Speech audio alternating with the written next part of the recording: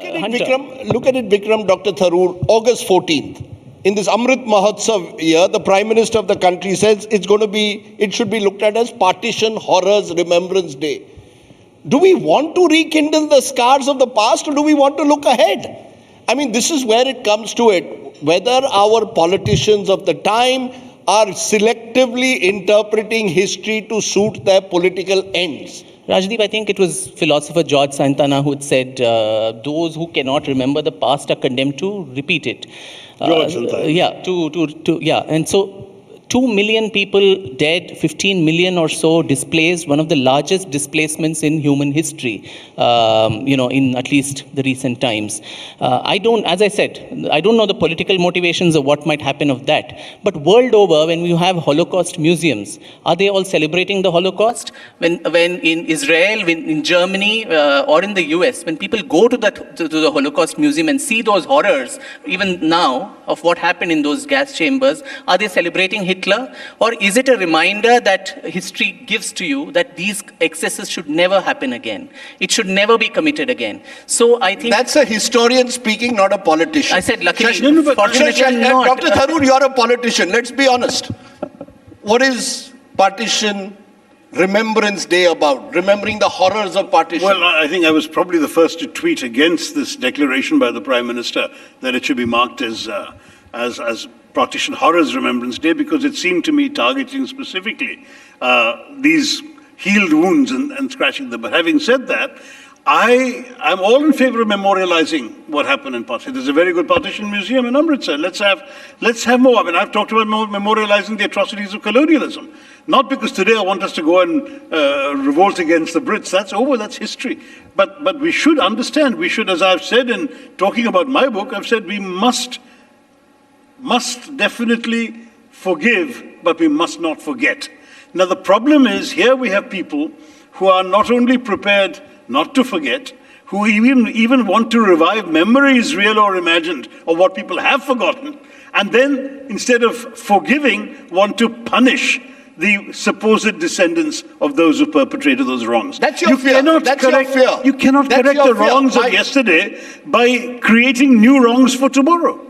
But Dr. Tharoor, if you want people not to forget the horrors of colonialism, and you write a book about the darkness of that period, would you also encourage historians then to write about the period of medieval age, or the age of the so-called invasions that took place during the Mughal rule or previously during the sultans, that there were these horrors that were committed and you should not forget them? Would you say that one is acceptable and one is not? Or would you say, forget one, because today if you forget one, you'll open up new scars, but don't forget what the colonials did, because there are no scars to be opened up there. Dr. Tharoor famously argued for reparations from the British. We don't have reparations to take from Muhammad Ghazni, but the least reparation we can do for our national consciousness is to remember this.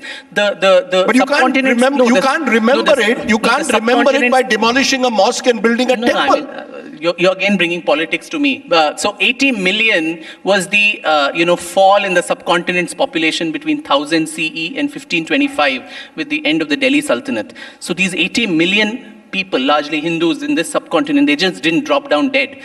Today we still have the Hindu Kush mountains. What is that Hindu Kush? It was a mountain of human skulls, of Hindu slaughter. So these are, and from 40,000 to 60,000 is the numbers spoken of the temples desecrated. Now you also have condescendingly Western historians who come down to us and tell us that Aurangzeb actually protected more temples than he demolished. And so he was a very, very, nice guy and so on.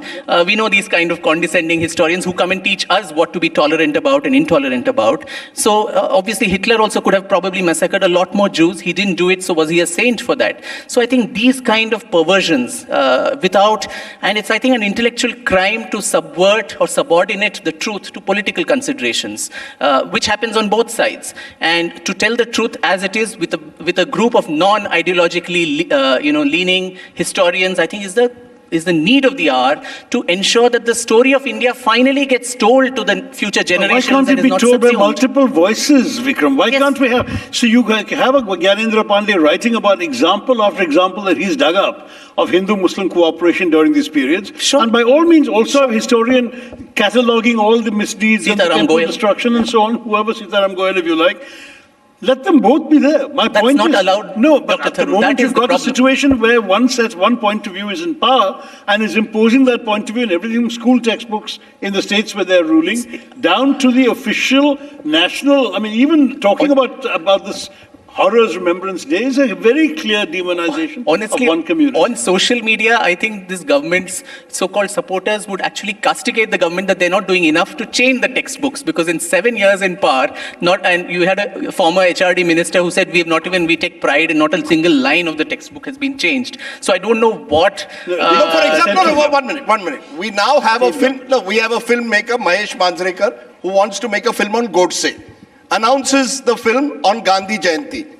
And, obviously is sending out a message. You'll have Godse, as a hero trending as the top trend on social media. Loonies, Rajdeep, there are loonies everywhere. Isn't there a mainstreaming and a normalization of these loonies somewhere? I mean, who is a loony and who is not? Some of these loonies are in power. Some of these loonies are our MPs. I mean, how long are we going to call them loonies? We've had some MPs actually saying they wanted statues of Mahatma Gandhi replaced by statues of Godse. So it's not, Rajdeep was quite right. There is definitely a mainstreaming of points of view that would not have been considered, respectable to utter even behind closed doors. But, but at the credit same- where due, I think the Prime Minister himself came out and said he would never forgive the concerned MP from Bhopal who made those statements, Why, whatever. But she was made an MP before, when she was made an MP, she had already made statements about Godse. My point is, the moment you make her an MP, you're effectively saying it's okay. As long as you can win an election, you can say what you want, you can valorize Godse and demonize Gandhi.